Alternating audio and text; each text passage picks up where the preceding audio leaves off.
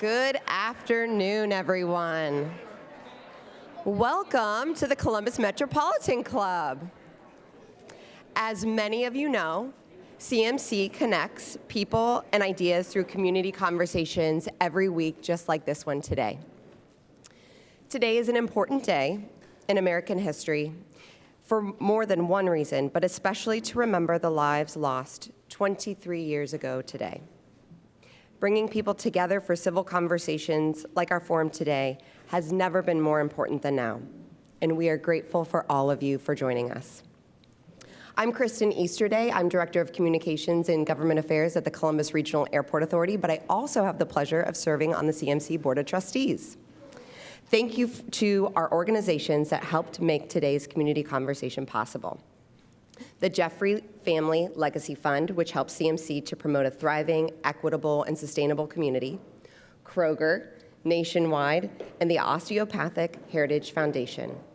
We would also like to thank today's forum partner, the Ellis, and our presenting sponsor of our live stream, the Center for Human Kindness at the Columbus Foundation. Lastly, thank you to our live stream partner, the Columbus Dispatch. Every CMC forum takes a village, and I want to thank everyone for their support today. So to today's topic, what would it take to end hunger in Central Ohio? Well, according to Hunger Ohio, our state has one of the highest rates of food insecurity in the country, with over 400,000 children across the state living in food insecure households. So what would it take to end hunger once and for all here in Central Ohio? Well, to help answer this question and to mark Hunger Action Month, we're honored today to bring together a panel of passionate experts to spotlight hunger in our midst and the actionable steps that we can all take together. To introduce our panelists, please welcome Mark Bruce on behalf of our sponsor today, Kroger. Mark, the podium is yours. Good afternoon, everyone. Thank you very much, Kristen. Thank you to the Columbus Metropolitan Club for hosting us all today. So this topic, we had to be involved at Kroger because this goes straight to the heart of everything we do. Our purpose is to feed the human spirit. And that's really not just a slogan when I talk about our associates. We carry that purpose out every day in our communities through our Zero Hunger, Zero Waste mission. That's how we work to achieve the very question that is being asked today: how do we end hunger in Central Ohio? In 2023, Kroger donated more than $3.5 million locally toward ending hunger. We rescued another 2 million pounds of food from our stores and donated just to Central Ohio area food banks and hunger-ending organizations. We want to help. Thank you. We're doing what we can to help answer this question and end this problem. We're a proud Ohio company, founded here more than 100 years ago. Each of our 49,000 Ohio associates work every day to end hunger, but we're really grateful for those organizations that do the hard work. The food pantries, I see some food pantry friends out here today that rescue the food from our stores and get it to people's plates. Those social service organizations that help individuals in crisis get what they need, which often starts with food. That's the first way out of crisis, making sure someone has a full belly. And the experts that can research, track, procure, and then store the food that can help fill those hungry needs. So we hear it all the time, the Columbus way, right? Collaborative, innovative, inclusive, maybe a little bold, not typically Midwestern, but that's okay. We don't have to always be Midwestern. That's how big things get done, is to work the Columbus way. So let's follow the Columbus way, listen to these experts today, and work together toward a future where a country that produces enough food to feed every single citizen actually makes sure every single citizen doesn't go to bed hungry, right? That's what we want to do today. So on behalf of Kroger, I want to welcome today's panelists. First, Dr. Carol Bradford, Dean of the Ohio State University School of Medicine, Vice President of Health Sciences at the Ohio State University Wexner Medical Center, and a fellow board member of mine at the Mid-Ohio Food Collective. Dr. Bradford, thanks for being here. Matt Habash, President and CEO of the Mid-Ohio Food Collective. Don't ask him how many years, because he doesn't want to answer that question. Dr. Myshika Roberts, Health Commissioner for Columbus Public Health. Adam Troy, Executive Director of the Community of Caring Development Foundation. And our host is Michelle Brown, President and CEO of the Children's Hunger Alliance. Michelle, welcome to CMC. The podium's yours.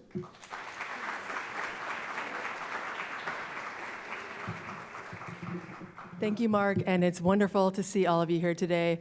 I want to echo Kristen's remembrance of those lives we lost, the 2,997 lives we lost on 9/11, all of the veterans and first responders who are commemorating that day alongside of us in our community.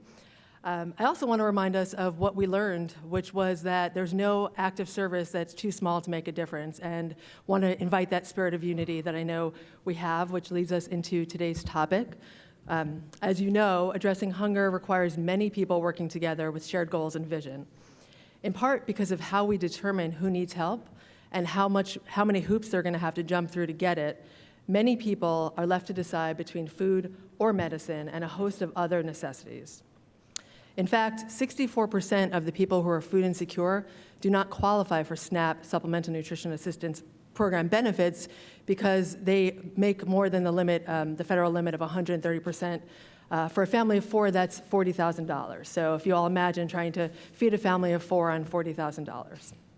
For children in Franklin County, food insecurity rates rise from 17 to 22.5% between 2021 and 2022. And at CHA, where I work, we're getting food to kids right where they are, making sure that kids across Ohio and 76 counties have food to eat every day. Our esteemed panelists today work creatively and strategically to address food security, racial equity, and health. And we're going to dig into what it would look like to eliminate food insecurity across Central Ohio. So to start us off, I'd love to hear from each of you going down the line. Why does this issue matter to you, and how does the current lack of nutritious food affect our community? I'm super excited to be here, so thank you all for the gracious invitation. And so, again, I wear a couple of hats. One is the Dean of the College of Medicine at The Ohio State University, and I've learned so much as a board member on our amazing Mid-Ohio Food Collective. And so I think my perspective on this is absolutely we need to provide every Ohioan and every member of our community access to healthy, nutritious meals every single day. And the reason we need to do that is because that is how we create healthy communities. That's how we create healthy lifestyles. That's how we prevent chronic illness and disease. I think we all understand that lack of access to healthy meals creates, from food insecurity and other factors, creates higher rates of heart disease, cancer, and obesity, and all of that really impacts how individuals in our community can contribute. So I'm super interested. I joined the Mid-Ohio Food Collective because I really felt, as the Dean of the College of Medicine, I needed to be part of the solution to serving the community and creating and transforming giving everybody a chance to thrive and to have a healthy life. Thank you, Dr. Bradford. I will tell you, I've been here 40 years. That's started when I was 2 years old. And I can tell you there's a couple of partnerships that actually outdate me. My partnership with Kroger at the Ohio Food Collective and our partnership with Nationwide are actually been existing before I even got to the food bank, which has been open since 1980 and has now evolved into the collective. And I'll talk a little bit more about that later. But for me, this work, when I took the job, if you find the original Dispatch article in 1984, I said my dream was to go out of business, that we would not need food banks anymore. Here we are, 40 years later, and it's worse than it's ever been. It's 30% higher in the number of people we're helping than it was at the peak of COVID, and I didn't think that was possible. So it's a huge challenge, and frankly, most of the issue of ending hunger has nothing to do with food. At the end of the day, it's resources to pay the bills, and the last thing that's most variable in your budget is food. So if we can solve for the bigger crises we have around all of the other issues that people are facing in today's world, we won't have food security. I tell people all the time, food security has nothing to do with food. It has to do with your ability to afford the food because you're paying all the other bills. And we've got to solve for those issues, and we've got to take a very long-term approach to that. Well, good afternoon, and thanks again for having me on this panel. At Columbus Public Health, my colleagues and I work hard every day to protect health and improve lives. And I firmly believe that food is health. And so if you don't have access to food, along with the other social determinants of health, like housing, transportation, income, a job to pay for that food, you cannot be healthy and you cannot realize your full potential. So we not only want individuals to have access to food, but as has been said already, healthy food. And so that includes protein, that includes vegetables, that includes some healthy carbs and reducing the sugar. And we know that if you've gone to the grocery store lately, sometimes eating healthy is not financially affordable for many people.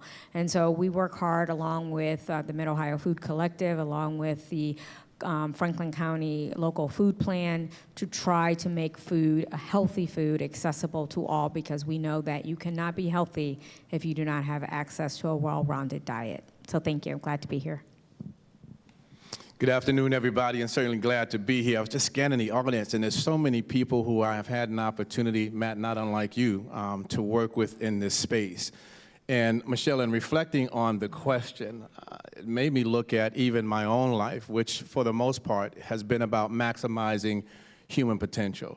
Whether it's been in the affordable housing space, this space, access to healthcare, it still gets down to, are we maximizing human potential? And I think one of the words that you're going to continue to hear a lot about today is that small word, access.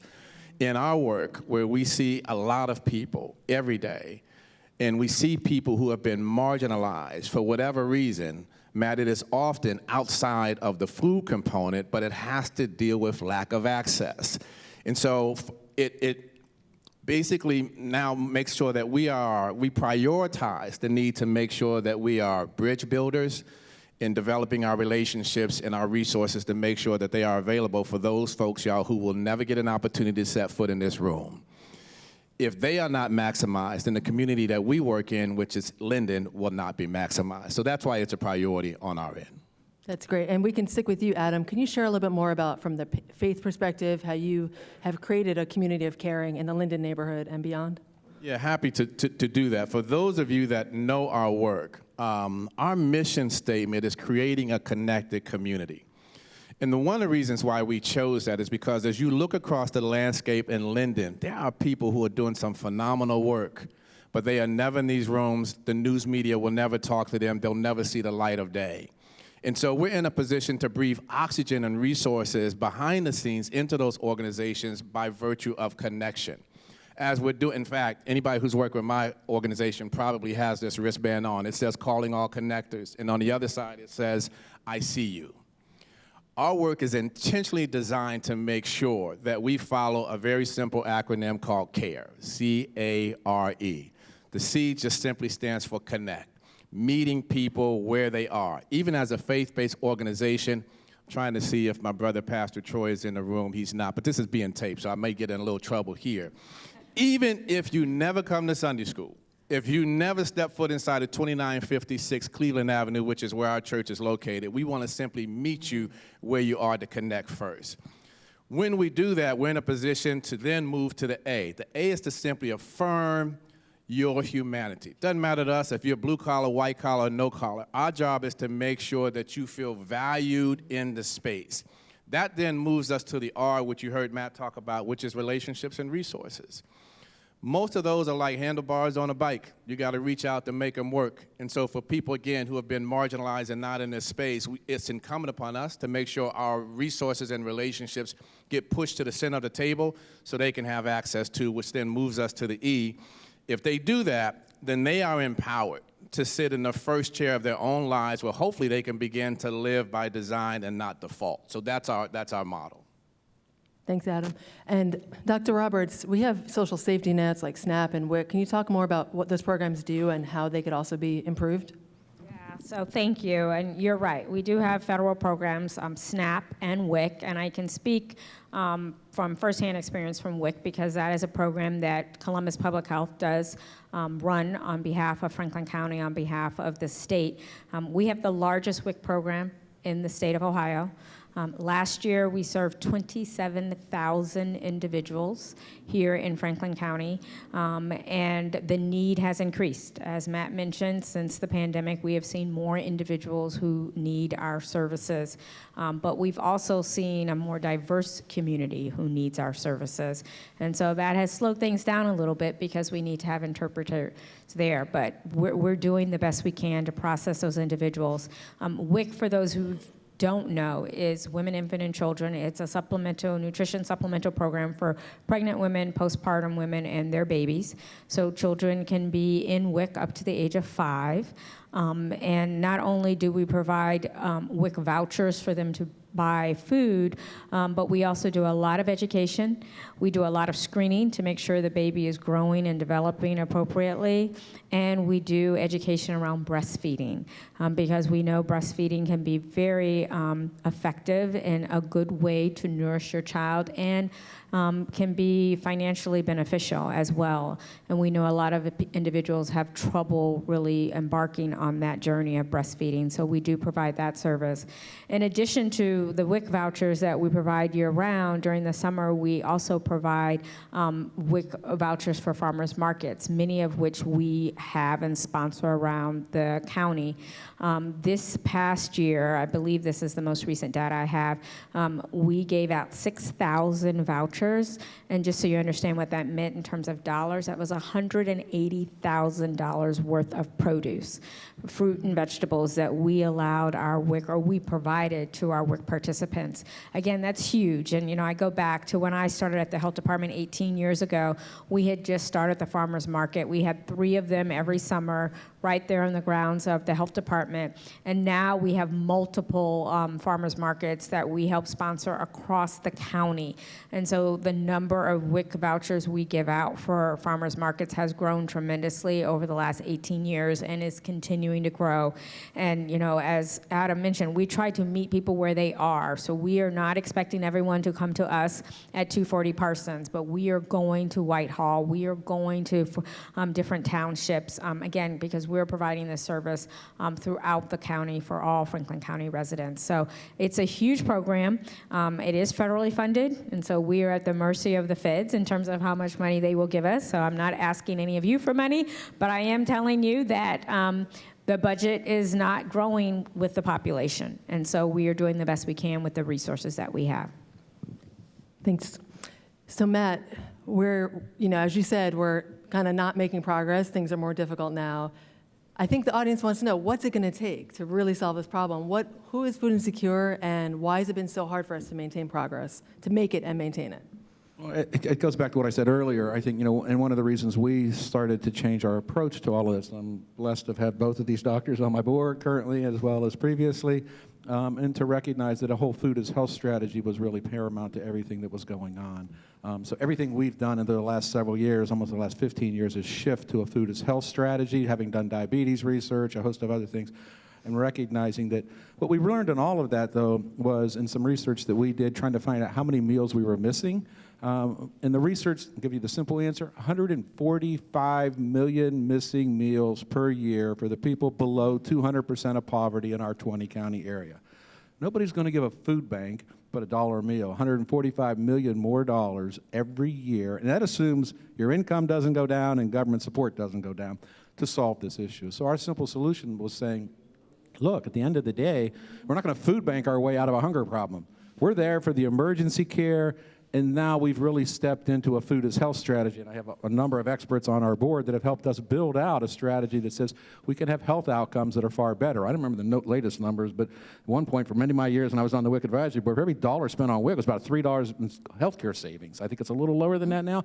But that's a huge savings in terms of what we're doing. So ultimately, if we're going to think about this, I tell everybody that now housing people love me because I champion housing more than I do food. And a recognition that says, if I told you you had to take 50 to 80% of your current budget and spend it on putting a roof over your head, you would be adjusting your budgets. Now imagine you don't have much money and that's what's happening to you. So everything else trickles down from that. Daycare struggles in today's market. We all went through the wage increase and everybody paying more money. Daycare's got a cap, because if they keep raising wages of daycare and raising wages of daycare, guess what? They got to charge more, and then people can't afford the daycare. You don't pay your car payment, you lose it. You don't pay your utility bills, you're eventually going to have a problem. And the two variable parts of your budget are health care. You can take the pill every other day instead of what you're not supposed to do, but that could happen. And food. Food is ultimately the most variable part of your budget, and the hardest part in food is fresh food. So we shifted our entire business model to 65% fresh food now. It really is about how we get fresh food in front of people more often, and from the diabetes research we learned if we do that with people, and they get regular access, total different model. I have amazing partners in this room that have done this work for me, seeing Roy and Kathy for a very long time. But if we change the business model from come give you a 3-day supply of food and hope we never see you again to come every week, get fresh food, learn about what you can do for your body, what it can do for things, and it's surplus food. There's 10 to 14 billion pounds of produce left in the fields not harvested every year in the United States. If we can capture that and have better health outcomes, ultimately save tax dollars, because of not having to spend as much on healthcare for people with chronic diseases, we can see a difference. But it starts with looking at the entire budget and the whole person and realizing that if these things aren't met, they're going to be at our doors, the wonderful 700 partners I have across 20 counties, asking for more help. So we've got to look at this in a holistic way, not just silo by silo by silo. Thanks, Matt. And moving into the healthcare system, what role, Dr. Bradford, do medical professionals play in addressing hunger? So we as medical professionals play a large role, not only in educating the future healthcare workforce with a community mindset to serve communities and to keep populations healthier, but I really want to talk about two examples of real life examples, what are we at The Ohio State University Wexner Medical Center doing today. So what Matt was talking about is called the Mid-Ohio Pharmacy. It's a play on words, FARMACY. And so our primary care doctors, this effort is led by our chair of family and community medicine, Dr. Aaron Clark. And so if we see in our primary care clinics a patient or a family that is food insecure, they get a prescription for fresh, healthy foods to go to our food pantry locations throughout our community and get healthy access to fresh, healthy fruits and vegetables. And so you might wonder, well, does that make a difference in their healthy outcomes? Yes, it does. It reduces the risk of diabetes, it reduces the risk of cardiovascular problems, it lowers blood pressure. And so ultimately that saves healthcare costs. It reduces chronic illness. So it's a fabulous program. It's very, very innovative and transformative, and it's leading to healthier lives, people who can thrive. Second example, and again, Near East Side, we have built a healthy community center because we feel very strongly we have an opportunity to serve and make a difference. And this, I give the analogy, it's like teaching people to fish. And so we've got a food kitchen. We can teach people to cook healthy meals. We can teach people how to do urban gardening to grow their own fresh fruits and vegetables. And I thank you for being here. I know you are part of that community, and I saw you at our grand opening in May. So we've got tremendous, we send our community healthcare coach for free healthcare, accessible to all 1 day a month. We talked about moms and babies. We have a program called Moms to Be. We also have a program called Dads to Be, and that's to help mothers and babies before the baby is born and after the baby is born have better outcomes for moms and babies, and we're getting the dads involved as well. So the leaders, it's Javante McDonald, an incredible community leader who directs the Healthy Community Center, and our amazing Joshua Joseph, an incredible physician scientist. He just talked at the White House about access to insulin at an affordable price. And we are doing the research that has already demonstrated access to healthy food improves health outcomes for entire communities. Thank you. Thanks, Dr. Bradford. So we'll skip a little bit to policy. So during the pandemic, all children in K through 12 received universal free meals, so free school lunch. That program was essentially, the waivers were canceled after the COVID, pandemic had receded, but there are 8 states that have free universal school lunch now, and I'm curious whether the panelists feel that we should have free school lunch for all in terms of the conversations we talked about. Rising food insecurity for kids has a clear correlation to the fact that we don't have free school lunch, but wanted to hear your thoughts on that policy and maybe any others at the local, state, and federal level that would help us address food security. Simple answer, again, not my area of expertise. I would say absolutely yes, and figure out how to also provide a healthy lunch over the summertime months when the kids are not in school. I would just echo what Dr. Bradford says. A child should not be at school hungry. If we are providing food, we should be providing food for all children, no matter what the eligibility is. Children cannot learn if they are hungry. You, as an adult, have trouble concentrating when you are hungry. Imagine being 9 years old and being hungry and being taught a valuable class lesson but not being able to focus because you're hungry, to no fault of your own. So we have to do better as a community and as a society to make sure our children are fed year-round. I would just add to that, it's absolute.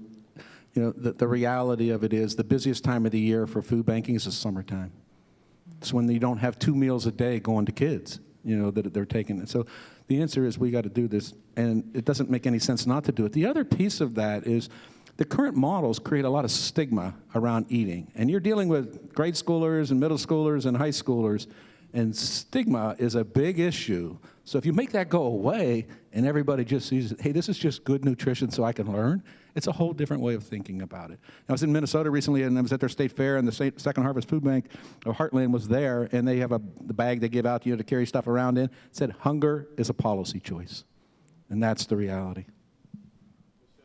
I would just offer, on a macro level, at some point in time, it just makes good governance sense, whether the policy is 5 years old, 10 years old, 15 years old, to go back and reevaluate it in connection to the intersectionality of policy, people, and product, and profit. We don't often do that. Matt is right. We typically look at this issue in silos. But when you begin to look at the intersectionality of those 4 things, you will make some changes with respect to policy, because what may have been appropriate a decade ago may not be appropriate now. And so sometimes I just think we have to urge people to get around the table and be bold enough to say, is this still a good policy? Great. Okay, so free school lunch for all. You heard it here. If you agree, we're going to get that done. Check. All right. I was hoping you would say that. And then just going into a little bit more about the intersectionality of the issues that we're dealing with. Any other solutions or place-based work that anyone wants to lift up around how we incorporate food in housing, in healthcare, in education? What else comes to mind, and/or what are you hopeful about? I'm going to go real quick with one that I think we lost. I mean, one of the things we saw during the pandemic when the subsidies were going out, the child tax credit was there, that poverty rates were going down. They were dropping. Mm-hmm. And we decided that was just a COVID solution versus why don't we just do it? We lost that child tax credit by 1 vote in the Senate, and it also happened to be a Democrat at the end, but I blame all the Republicans who didn't vote for it. That's my politics. But the reality of it is we saw the path forward and we stopped doing it. The reality, give people money to make their own decisions, and 99.9% of the time, they make good decisions. Let them go to, our strategy is, I want you going to the grocery store to get your food. And how do we help make that happen as opposed to having to come to a food pantry? So for us, we've got to get back to challenging to say, we had good policies, they were working, and let's continue them so that we can move people out of poverty. If you want to end hunger, you got to end poverty. You want to end poverty, you got to end racism. It's that simple. Not easy to do, but that's really what has to happen. Well, and I will say this, and I'm sure some of my staff at who are here are going to be like, oh, I can't believe she said that in public. But to Matt's point, I mean, we should have universal basic income. People should be able to have income and use it to fit their needs. So I wanted to also advocate, I mean, I do think, how do we address social determinants of health, and how do we really make strides in ending poverty? And of course, as the Dean of the College of Medicine, I'm a pretty big advocate for education. So you give people healthy, nutritious meals and shelter and access to high quality, affordable education, K through 12 and beyond. Pre-K is fine. And there are so many really meaningful positions. By the way, there's a huge healthcare workforce shortage, so there are so many amazing roles for people to play in our community. So I just think that giving people the opportunity to thrive and no longer live in poverty, and I do think education is an incredibly important opportunity for us once we have nutritious, healthy meals. Great, so we got some great policy ideas here. Now it's CMC's long-standing tradition to take audience questions. We'll move to the questions from our live stream and in-person audiences in just a few minutes. So if you have a question, please make your way over to the microphone now. And if you're joining us online, please feel free to type your questions into the chat. But before we take audience questions, I'm going to ask the panelists one more question, and we'll just return back to our central theme, which is, what would it take to end hunger in Central Ohio, and how can our community work together to get there? I'll start. Michelle, you reminded me that we did a panel similar to this 9 years ago. And here we are, fast forward 9 years later, post-pandemic, and we're still talking about this, right? And in many ways, the issue has gotten worse. But as a community, we've rallied together and we have more resources, but the need has outgrown those resources. And so I think we need to start thinking about the need. And a lot of that comes with income. And, you know, what are we doing? What more can we do to make sure that people get a living wage so they can provide for their family? And then I go back to my comment earlier about a policy issue around universal basic income. People should, everyone in our community should have enough money in their bank accounts to take care of their basic needs and not have to pinch and cut things out that they need. So making sure they have a roof over their head, making sure they have some form of transportation to get to where they need to go, making sure they have enough resources to buy food to provide for their family, to keep the lights on, and to go to the doctor's appointment so that they can remain healthy. So I think I completely agree. Thank you, Dr. Roberts. I would add that it takes all of us, everybody in this room and everybody online. It takes all of us to do something. You know, I have been a Columbus member of this community for 4 years, and I'm so impressed by what we can accomplish as a community when we work together. And we actually already do a lot, but everybody who's here, everybody online, this entire community needs to come together and partner together and work together to address food insecurity, housing, access to health care, and opportunities for education. Just to add one other totally different point to this, how do we use technology to do things differently? You know, so we're in the process in this community of building out a community information exchange. We're going to need all the marketing people to help us name that, because CIE doesn't roll off your tongue very easily, and people go, what? But it's really about how we can build a connected system using data. We have these amazing care workers, navigators, social workers, you name them, everybody's got them, and none of them get to talk to each other. None of them see the resources together. So can we build a collaborative tool that allows a customer, as I call the people that show up to get food from us across our network, the ability to navigate it themselves if they want to. You know, right now you've got to enter through some social service system to get into anybody's database. But being able to navigate at that level, building a collaborative so we can see what the people's challenges are across all of those silos and come together, and then ultimately have population outcome data that allows people to make better decisions with the limited resources we have, how to be far more targeted. So we're in the process of building that. It's been funded with ARPA dollars so far with the city and the county, coming together. We've already done test cases of looking when people show up for the first time at a food pantry to when they end up homeless. And can we step way upstream and solve it up here instead of the journey down to the treatment model of being evicted and homeless? So it's an opportunity to do things differently, use technology. We can solve for the privacy issues. We can solve for the HIPAA issues. We can solve for the school issues with data.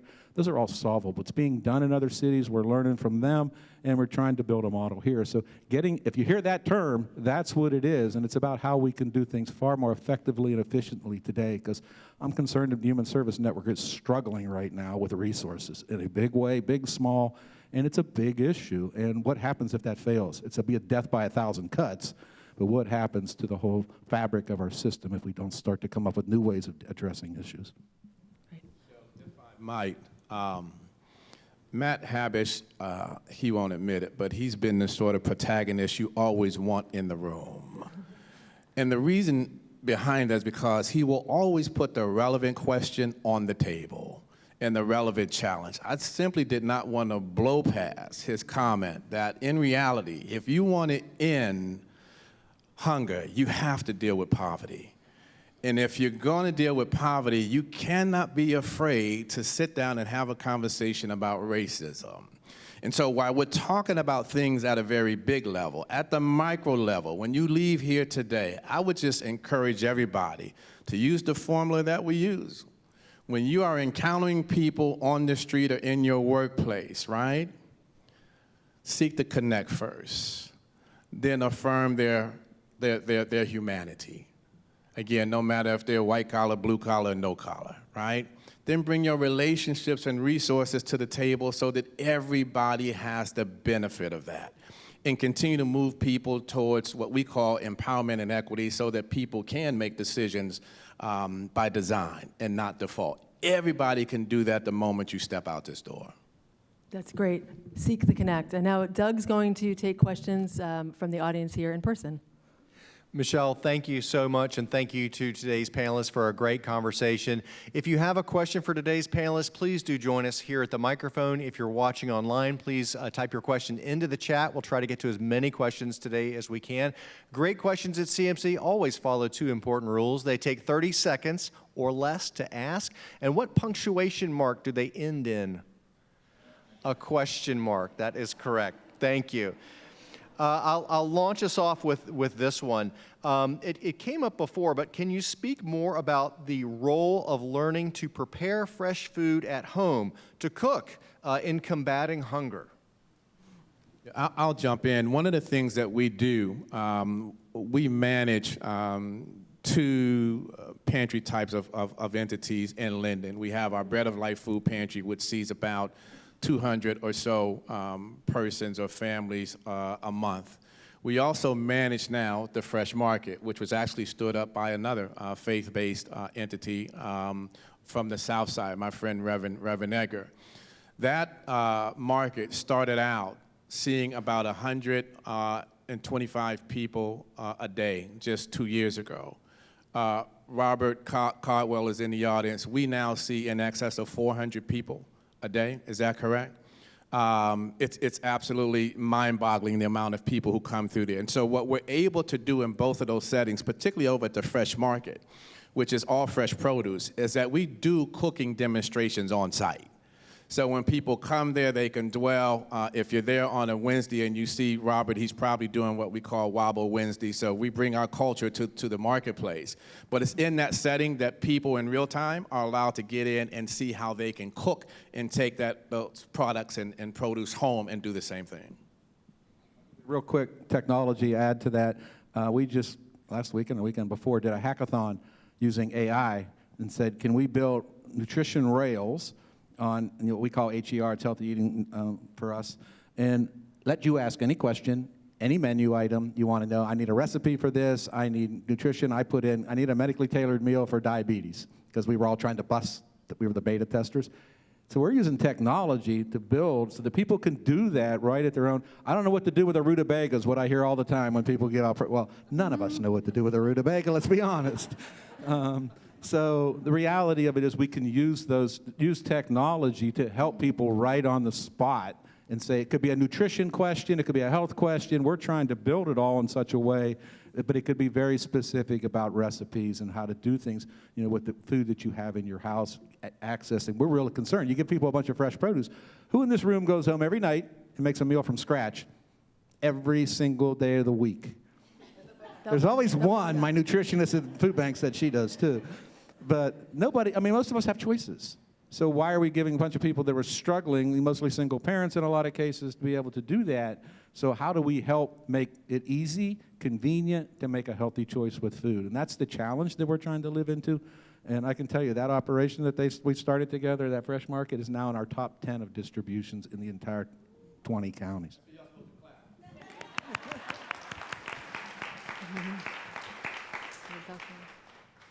Good afternoon, and thank you very much to the panel, but also I want to give special thanks to Susan and the team at Osteopathic Heritage Foundation for having us as her guests present today.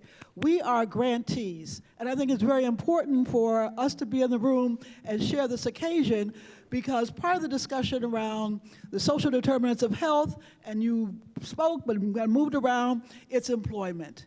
If we don't have jobs, if we can't create for ourselves, it's very difficult to provide all the other, or to be able to address the other elements of the social determinants of health.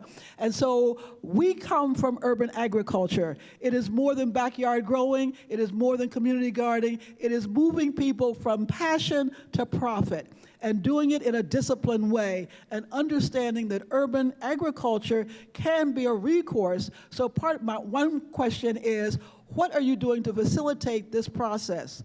Question 2 speaks to, again, that pipeline. Education is important. Agriculture is not considered a viable option for the Columbus City school system, although you can have school gardens, but you can't necessarily teach it as a curriculum. So what do we do to change that, to encourage the development, again, of access to the 20 different occupations or careers that are offered, for instance, by Ohio State? And then finally, you spoke about WIC at one end of the demographic, but I didn't actually hear anyone address the role of seniors. And we have a real issue around health and access to food in our senior population. I'm also working with Local Matters and the community advocates, and we've been critiquing the emergency management plans for Columbus and Franklin County. And the first thing almost all the plans say is stockpile 3 days worth of food.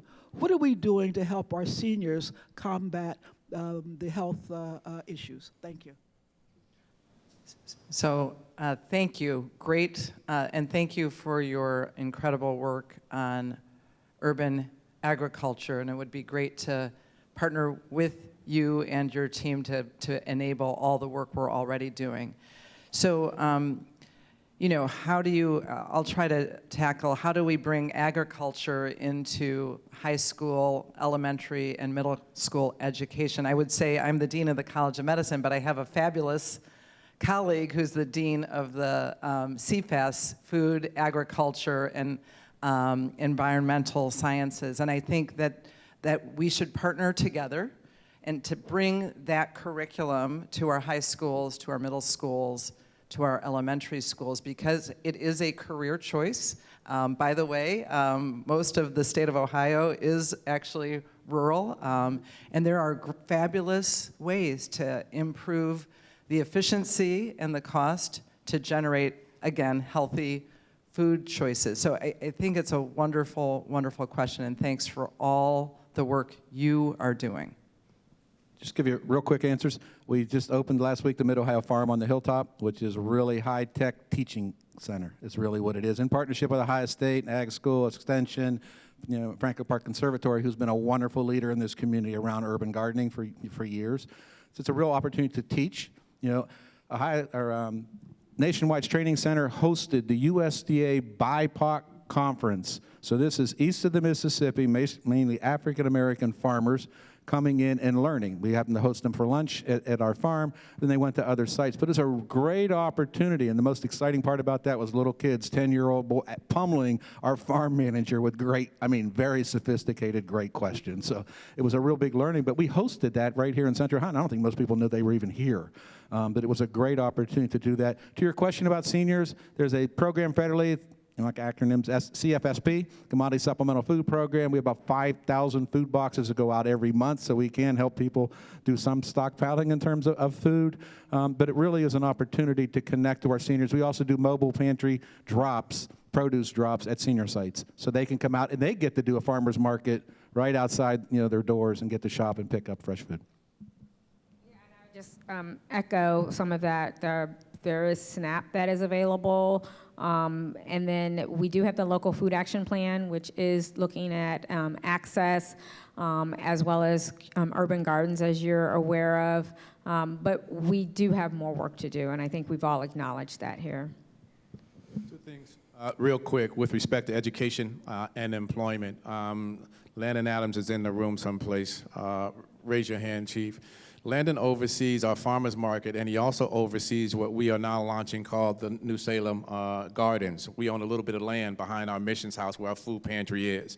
We have some land to work with, and so because we see a fair amount of young people every Wednesday, in fact, we see a lot of young people on Wednesdays. And so they are able to come, get their hands in the dirt, sit and listen to some of our people who do that sort of work. They can come right back to the church on the fourth Wednesday of every month where we have resources and resource people who are connected to employment. So the idea is we use food as a mechanism to attract, but it's also an opportunity to bring people into a space where they can move to that next level. And I could not agree with you more. If people have a living wage and employment, it solves a lot of this. Thank you. Carol Looper, watching on the live stream, asks, how do you find the people who need you the most? What communities do you go into? Well, I can tell you we've been doing data mining and data collecting for now 13 years. We lead the country in terms of really looking at where people are, and we're able to do that but from all the amazing partners who partner with us with a data system to capture who's getting help where. We can take that data then and look at that against GIS data systems to see where 200% of poverty are, cleared down to the block track inside the census track. And we discover where we think the numbers are gaps and then start to look to see if there are people living in those communities that are not accessing us. So do we then target? We very specific. We have 1,200 free produce markets here. We start targeting neighborhoods where we don't necessarily have a food pantry reach. And I'll give you a really good example right now. 32 zip code, southeast side, think Eastland Mall. We were fortunate enough to acquire a facility out there. We now own an entire old plaza, and are in the process of starting to rehab that plaza to really build a holistic approach. There are very few, if only one Center for New Directions has a facility out there. This was the old Mayor Coleman and I, before he was mayor, used to talk about Northland, Eastland, and Westland, the middle ring. It's where suburbs started, and social services were not in those particular spaces. So we've got Norton Road with the market on the west side with a lot of help from the Osteo Foundation, and we're working on the Northland community. We have great partners up there. And Eastland was the area where there are none. And so the idea of building a wraparound service, getting healthcare, WIC's, going on the journey with us, a Mid-Ohio market, other services for that area. To your point, your question about jobs, can we get workforce development? So it's a one-stop shop, even negotiating with CODA about putting the bus, big transit center right on the property. So it's a unique opportunity to say, we got a big gap. They're driving clear to Grove City to get food. That does not make a whole lot of sense. So we've got to do better. So for us, we can able to use data to pinpoint where we need to be. I would simply offer in response to that. I think we often ask that question in terms of where do we find people. I think the question we should be asking is where are people already at, right? Because people do gather. And we have the benefit, as most faith-based institutions, we don't have to send out a notice, a press conference, anything else. We see 2,000 plus people every Sunday. And so the goal that we try to share with our partners, just show up, whether you're hanging out with us on Sunday or whether you're hanging out with us on Wednesday. I just shared with you, the Fresh Market sees 400 people a day. You're not going to get any deeper penetration inside of Linden than that. So oftentimes we try to do special programs. Just go where the people are and be there in the mix and be there before, as we like to say, day one. Establish the relationship so people get to know you. So I would simply say find out where people are already going. Just echo that. That's what we do at Columbus Public Health. We have staff of several dozen social workers who are out in the community on a regular basis, finding people who need resources, whether it's food, whether it's housing. And then we always have a phone line where people can call in and tell us what they need, and we can help connect them to the appropriate services. So that's where we find people. I would also add, as we find people, meet people where they are, I would also add it's really co-creating solutions with the community directly. And so it's not us saying this is what we're going to do, but how do you work and partner with the community to co-create solutions together? One thing I would add to all that, if anybody in here somebody says they need help, the fastest way to do it is tell them to go to freshtrack.com. There's no C in track. Put that in, put your zip code in. It will tell you exactly where the pantries are in your community, when they're open, who's open right now, who may be closer to you that's open tomorrow if that works. So that data is all that we've worked really hard with our partners to keep that data up to date so the people know it can stay right in their own community when there are solutions in your community to be able to avail them. We've got amazing partners scattered throughout our entire community except for the 32 zip code, and it's an opportunity to make it easy. So it's the simplest thing to remember. If they need help, tell them freshtrack.com, and it will immediately put their zip code in, and it'll get them connected. We have 3 minutes left for two final quick questions. Okay, I'll make my question quick. I'm Rob Moore with Scioto Analysis, and I had a question about some of the topics that you've brought up today. I may say most of the solutions that we've talked about today have been things that can be dealt with at the federal or state level. For instance, the child tax credit, school lunches, the SNAP program and eligibility. So I'm curious about what kind of policy solutions that you would recommend at the local level. If you had a mayor or a city council member or a county commissioner who came to you and said, I want to make hunger my #1 issue, and I want to have one policy position that I want to put forth and champion, what would you recommend to that policymaker? Basic income. There are cities that have done that. So it's not just that at the federal level. There are cities across the country that have experimented with that. So I would, clearly you got to raise income. At the end of the day, we've got to be able to have wage conversations. We've got to be able to create. You want to move people out of poverty, the only measure of success is income. That's what you're measuring, income/household size. But the other issue that I think they're starting to address is housing, the zoning code. Something I struggled with for 14 years on city council was our old zoning code. And the new zoning code, we've got to encourage density, building houses, figure out ways to get the price points of housing down so that people can afford it. That's another space for you guys supposed to clap. Hi, I'm Laura Fish with Applegate Talent Strategies, and we opened this conversation with the fact that 55% of those who are food insecure don't qualify for SNAP because their income exceeds that amount of money, yet they are still food insecure. And the wage that you mentioned was really a living wage that these people are earning. So my question is, what solutions have been, exist or we do have experience seeing where businesses are able to support that food insecurity for their own employees? They're working somewhere. You want me to take that? Well, one thing is Letha Pugh, who is running a bunch of different programs, Service Org being one of them, is really taking care of hospitality workers in particular.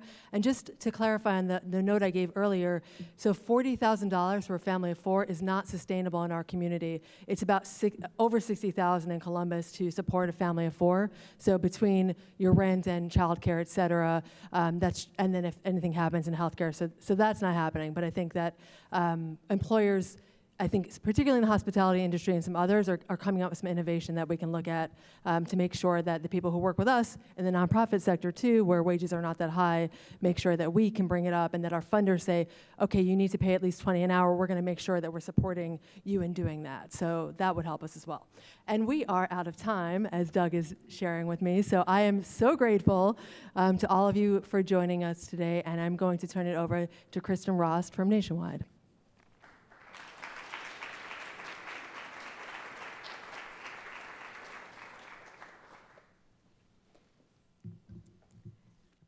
Thank you.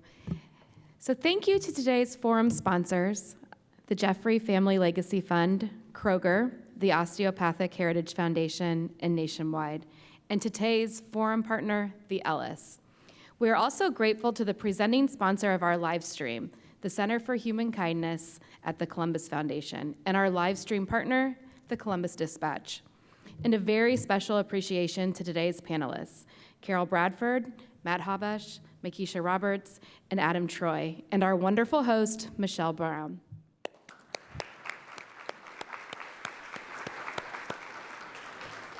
Your personal insights and dedication to tackling food insecurity have been eye-opening and inspiring to all of us.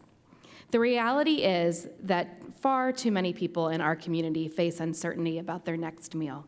And while the challenges are daunting, they are not beyond our ability to overcome, as we've heard. Today, we have heard about the incredible work being done to not just provide food, but to offer hope and dignity to those in need. As we mark Hunger Action Month, let's remember that ending hunger in Central Ohio requires a collective effort.